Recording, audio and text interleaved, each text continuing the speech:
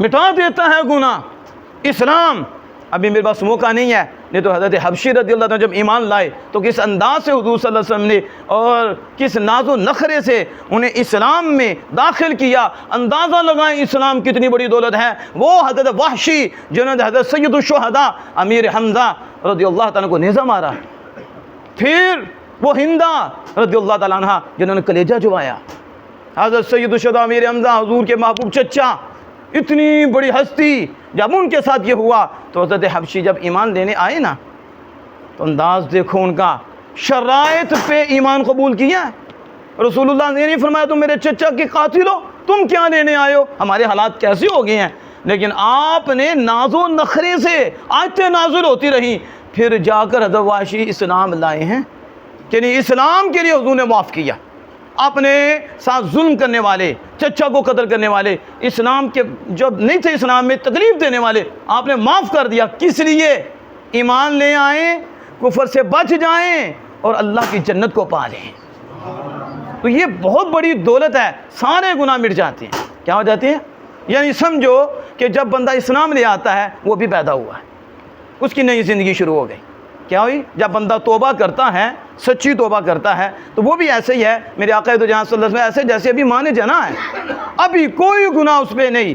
جب بندہ اسلام لے آتا ہے تو اس کی بھی نئی زندگی اور حقیقی زندگی شروع ہو جاتی ہے اسلام میں۔ اس لیے اسلام بہت بڑی دولت ہے۔ اور یہ بھی یاد رکھو، جو کتابی ایمان لے آتے ہیں وہ پہلے بھی تو عیسیٰ علیہ السلام کو مانتے ہیں، کتاب کو مانتے ہیں، لیکن جب وہ اللہ کے قرآن، نبی مکرم صلی اللہ علیہ وسلم کو مان لیتے ہیں، اللہ انہیں اجر بھی ڈبل دیتا ہے۔ انہیں کیا ملتا ہے؟ پہلے بھی، پھر جب ایمان لے آتے ہیں تو اللہ عز و جل ان کو ڈبل اجر عطا فرماتا ہے، جو سبب بنتے ہیں اللہ انہیں زیادہ عطا فرماتا ہے۔ ایک اور بات سماعت فرمائیں، اس کے بعد ہم تھوڑے کچھ باتیں ہیں جو پوچھیں گے، اور اقرار اور اس کا انکار کی جو صورت ہوگی وہ بھی انشاءاللہ ہم کریں گے۔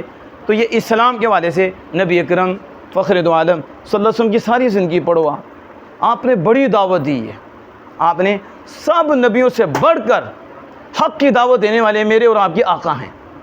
کافروں کے پاس جا جا کے آپ نے دعوتیں دی، انہوں نے آپ کو پتھر مارے ہیں، آپ صلی اللہ علیہ وسلم کو لہو لہان کر دیا۔ کس وجہ سے؟ کہ حضور دعوت حق دیتے ہیں۔ حضور کہتے ہیں ایک اللہ کو مانو، یہ بتوں سے باہر آ جاؤ، یہ کفر کے تالے توڑ دو، جو مالک حقیقی ہے اس کو مانو۔ وہ آپ صلی اللہ علیہ وسلم کو تکلیف دیتے، آپ پھر کہتے، وہ پھر تکلیف دیتے، آپ پھر کہتے، وہ پھر تکلیف دیتے، لیکن آپ نے دعوت حق نہیں چھوڑی، کہتے رہے۔ اللہ فرماتا لعن لک باخع نفسک اللہ یکونوا مؤمنین، مفہوم اس کا یہ بنتا ہے محبوب اپنے آپ کو قتل کر ڈالو گے آپ، یعنی خودکشی کی صورت ہو جائے، اتنی دعوت کہ اپنی جان پہ کھیل جاؤ گے، کیونکہ اللہ نے فرمایا میرے محبوب کافروں پر حریص ہیں اور مومن پر رؤوف الرحیم ہیں، کافروں سے بھی نہایت بلائی چاہنے والے ہیں کہ یہ ایمان لے آئیں۔ اس وجہ سے حضور کو تکلیفیں سب سے زیادہ ملی ہیں، کیونکہ جب بندہ کسی کو دعوت دیتا ہے تو پتھر بھی آتے ہیں، اپنے بھی دشمن بن جاتے ہیں، اس لیے حضور صلی اللہ علیہ وسلم کو سب سے زیادہ تکلیفیں ملی ہیں، آپ نے وہ تکلیفیں برداشت کر لی ہیں، لیکن آپ کو یہ گوارا نہیں تھا کہ یہ جہنم میں چلا جائے۔ مزاج مصطفیٰ دیکھو کہ یہ جہنم میں نہ چلے جائیں، یہ جہنم میں نہ چلے جائیں، پتھر کھا لی ہیں، دعوت نہیں چھوڑی، پھر دعوت دی ہے۔ یہی وجہ ہے کہ حضور کا مقام سب سے اونچا ہے، اور آج تک جو بھی دعوت دیتا ہے اجر ثواب حضور کو مل رہا ہے، اس لیے کہ حضور جب بار بار دعوت دیتے تو تکلیف ہوتی تھی، پھر درجہ بلند۔ آپ میں سب سے زیادہ سارے نبیوں سے مجھے تکلیف دی گئی ہے، اور اس میں یہ بھی تھا کہ سب سے زیادہ دعوت بھی حضور نے دی ہے، اس لیے سب سے زیادہ تکلیف بھی نبی اکرم صلی اللہ علیہ وسلم کو بھی دی ہے۔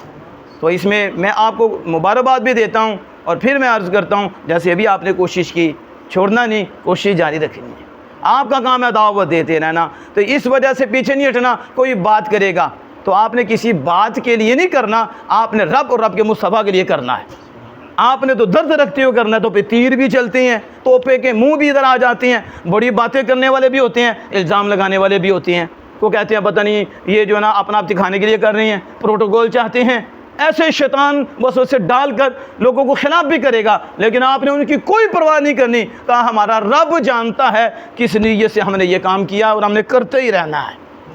اس لیے آپ یہ کوشش کریں مزید، اللہ آپ پہ فضل فرمائے۔ تو یہ بہت بڑی دولت اور بہت بڑا انعام ہے اسی وجہ سے مجھے بتائیں ایک بندے کو جو بچاتا ہے اس نے کتنوں کو بچایا؟ ایک کی جان بچا دی تو کتنے کو؟ ساری انسانیت کو بچا دیا۔ تو جس نے ایک کو قتل کر دیا وہ تو جسم کے اعتبار سے تھا، تو جس کے ذریعے ایمان مل گیا اس نے کتنوں کو بچایا؟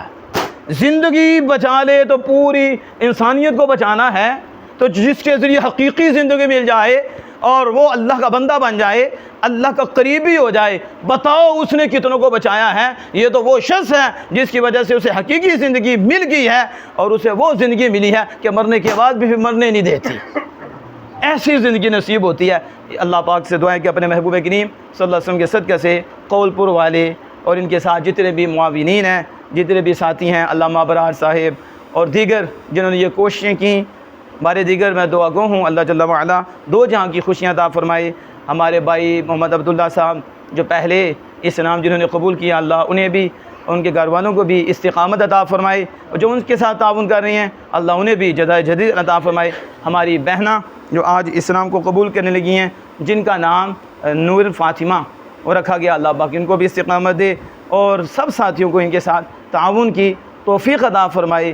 اللہ پاک مزید انہیں اس پہ استقامت اور اس راستے کا مسافر بنائے اور آگے بھی کوشش کرنے کی توفیق عطا فرمائے۔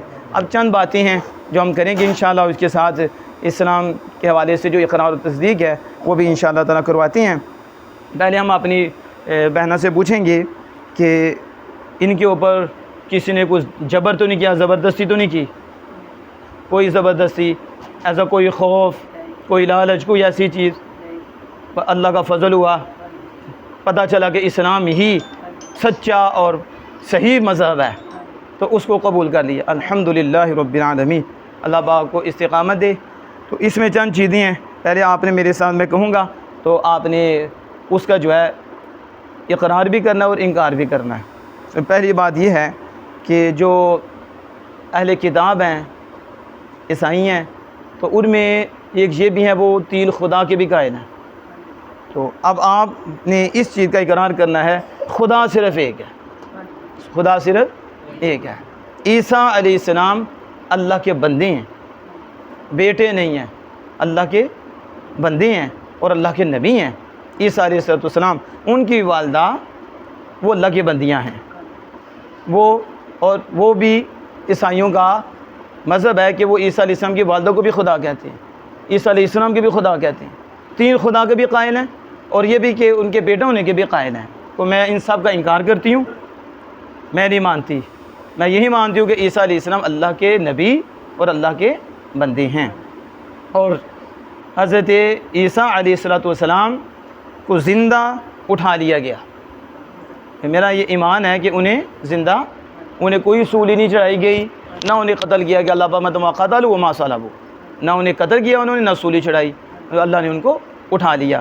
صلیب سے نفرت ہے، صلیب سے ہماری نفرت ہے۔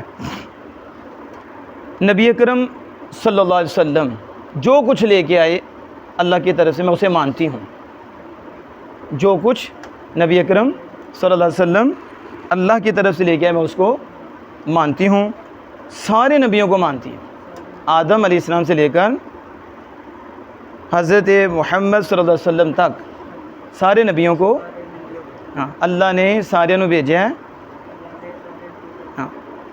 دین دی دعوت دینے واسطے۔ سارے نبی سچے نے، اور سارے نبیوں میں مننی ہاں، ساریاں کتاباں نو مننی ہاں، سارے فرشتیاں نو، اچھی تقدیر اور بری تقدیر اوتے بھی میں ایمان رکھنی ہے، اچھی تقدیر بری تقدیر انہوں بھی میں مننی ہے۔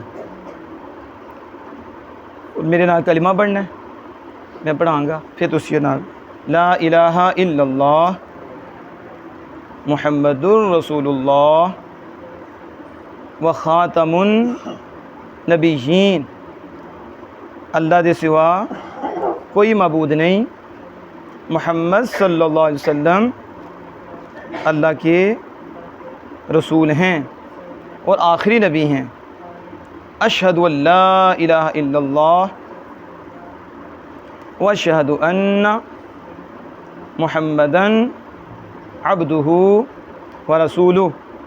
میں گواہی دینی ہاں اللہ دے سوا کوئی معبود نہیں، وہ اکیلا ہے، وہ دا کوئی شریک نہیں۔ نبی اکرم صلی اللہ علیہ وسلم اللہ دے بندے، اللہ دے رسول نے آمنت باللہ و ملائکتی و کتبی و رسولی والیوم الآخری والقدری خیرہ و شرہ من اللہ تعالی والبعث بعد الموت۔ میں ایمان لانی ہاں اللہ تے، اللہ دے سارے نامہ تے، اللہ دی ساری صفات تے، اللہ دے سارے احکام قبول کرنی ہیں، زبان نال اقرار کرنی ہیں، دل نال مننی ہیں۔ اللہ پاک آپ نے تے قائم اور دائم رکھے، سارے نو مبارک ہو۔ بسم اللہ الرحمن الرحیم۔